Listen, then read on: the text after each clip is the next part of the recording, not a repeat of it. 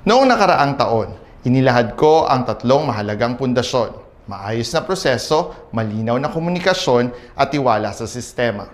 Sa isang taon kong paglilingkod bilang bahagi ng Election Committee, mas nakita ko kung gaano kahalaga ang isang organisado at malinaw na proseso.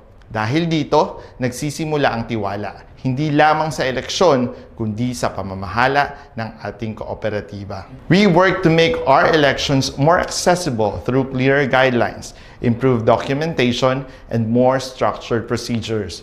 We prioritize the timely resolution of concerns because delays can create uncertainty and we can trust.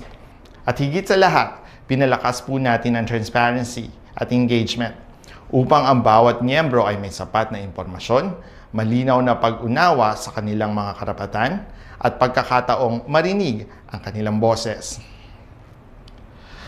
But the work of Election Committee does not end in one term. Strong systems require consistency.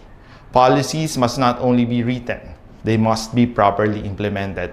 Hindi po ako tumatakbo para maging visible. Tumatakbo po ako upang tiyakin na ang sistema ay nananatiling neutral, consistent, at nakabatay sa patakaran. Sapagkat ang eleksyon ay hindi tungkol sa personalidad. Ito ay tungkol sa kredibilidad ng proseso at tiwala ng mga miyembro. Ako po si Aladin Gulifardo, muling tumatakbo bilang maging bahagi ng Election Committee.